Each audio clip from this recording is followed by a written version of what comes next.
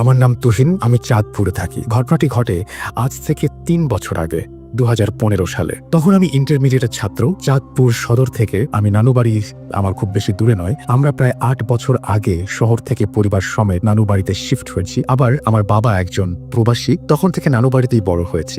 আজকে আমি যে ঘটনাটি আপনাদের কাছে শেয়ার করব বা বলতে যাচ্ছি, আমার জীবনে ঘটে যাওয়া সবচেয়ে কষ্টকর এবং বাস্তব ঘটনা। ঘটনাটি ঘটে আমার নানুকে নিয়ে ২০১৫ মার্চ ২৮ রাত ১১টা ৫০-এর দিকে হঠাৎ নানু প্রচন্ড বুকে ব্যথা অনুভব করে।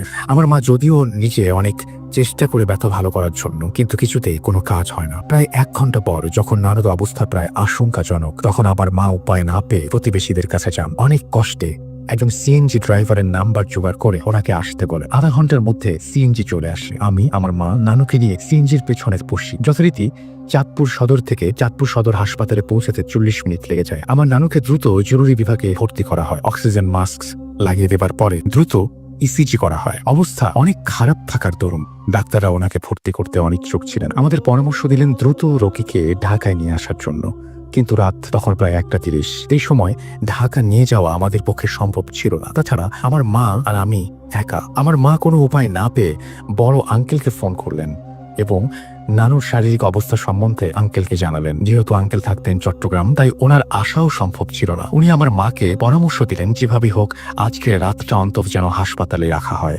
পরে ঢাকা নেওয়ার ব্যবস্থা করা হয়। রোগীর অবস্থা করুণ হওয়ার কারণে আমার মাকে বসেই থাকতে হয়। তারপর আমার নানুকে হাসপাতালের ৪র্থ তলা অর্থাৎ গাইনি ওয়ার্ডে ভর্তি করা হয়। যেহেতু পুরুষের প্রবেশ নিষেধ, তাই আমাকে গেটের বাইরে বসে থাকতে হয়। রাত ২টা।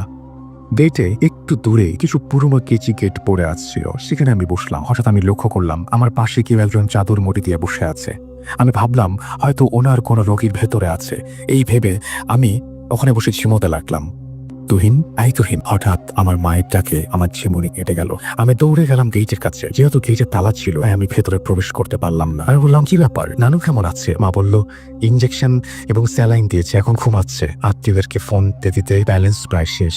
আমাকে রিচার্জ করার জন্য ১০০ টাকা দিলে। আমি মোবাইলের দিকে তাকিয়ে দেখলাম ৩টা ১০ বাজে। আমি ভাবলাম হয়তো কোনো দোকান খোলা পেতেও পারে। এই ভেবে আমি রওনা দিব, এমন সময় কেউ একজন ডাক দিল, বলল, ভাই কোথায় যান? আমি হতচকিত হয়ে উঠলাম। দেখলাম চাদরে জড়ানো ওই লোকটা বসে রয়েছে। আমাকে আবার বলল, ভাই কোথায় যান? বললাম, এই তো একটু রিচার্জের দোকানে যাই, আপনার কিছু লাগবে? লোকটি এবার চুপ। আমি কেমন একটা ভয় অনুভব করলাম। চলেন, আমিও আপনার সাথে চাই। যাক, ভালোই হলো, এত রাতে একজনকে পাওয়া গেল। হাসপাতালের সিঁড়ি দিয়ে নামার সময় লোকটির মুখ খুলল, আমাকে জিজ্ঞেস করলো, ভাই এত রাতে কাকে নিয়ে আসছে? আমি সবকিছু বলার পর লোকটি দীর্ঘশ্বাস ছাড়লেন। আমি ওনার ব্যাপারে জিজ্ঞেস করতেই উনি কেমন একটু অন্যরকম হয়ে গেলেন। মোবাইলের আলোয় ওনার সম্পূর্ণ চেহারাটা স্পষ্ট নয়। এই গরমেও চাদর দিয়ে মুখখানা আষ্টে পৃষ্ঠে ঢেকে রেখেছেন। উনি ওনার ঘটনা বলতে শুরু করলেন। ওনার পরিবারে উনি একা, বাবা নেই, মারা গেছেন অনেক আগেই। একমাত্র মাকে নিয়েই পরিবার। আজ সন্ধ্যায় ওনার মার বুকে প্রচন্ড ব্যথা অনুভব করেন। ওনার একজন খালা ছিল, উনি সহ ওনার মাকে নিয়ে চলে আসেন।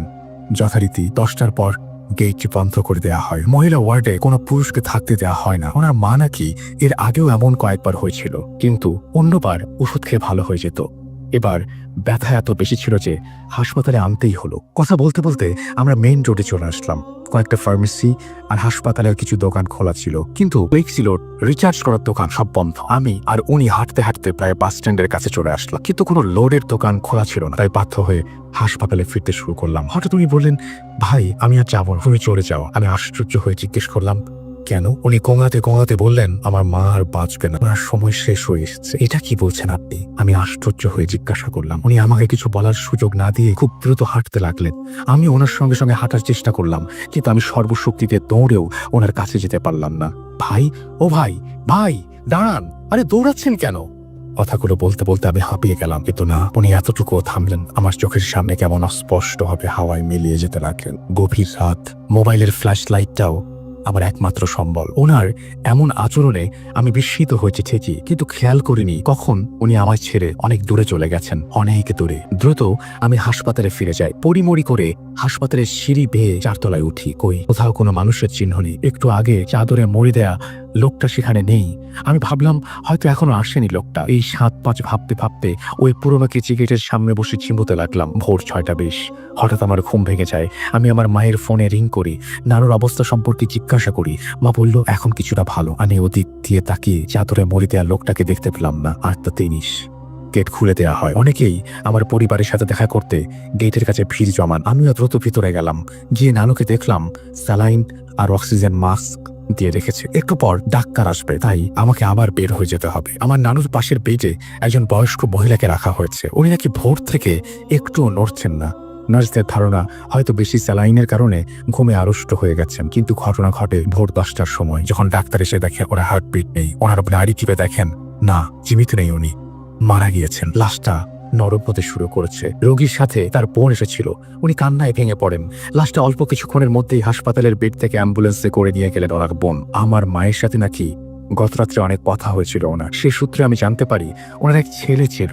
ছেলেটা নাকি একটু পাগল স্বভাবের, এলাকার সবার সাথে পাগলামি করতো বলে অনেক মার খেতে হয়েছে। 3 রাত ঘুরে বেড়ানো ছাড়া আর কোনো কাজ ছিল না ওর। খিদের সময় বাড়িতে এসে ভাত খেয়ে যেত, কিন্তু কোনো রাত্রে বাড়িতে ফিরতো না।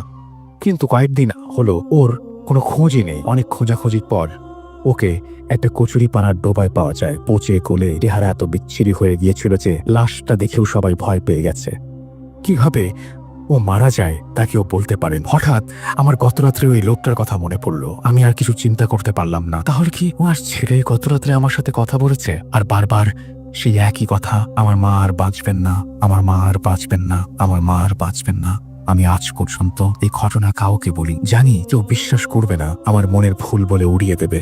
কোনোদিন আর কাউকে বলার সুযোগ হয়ে ওঠেনি, তাই আপনাকে ঘটনাটি পাঠিয়ে দিলাম। ভালো লাগলে পড়ে শোনাবেন। আর হ্যাঁ, দুঃখের সাথে বলতে হচ্ছে, দীর্ঘ 9 মাস হার্টের ব্যথায় আক্রান্ত হয়ে একদিন ভোরবেলা আমার নানি ইন্তেকাল করে। আল্লাহ ওনাকে জান্নাতবাসী করুন, আমিন।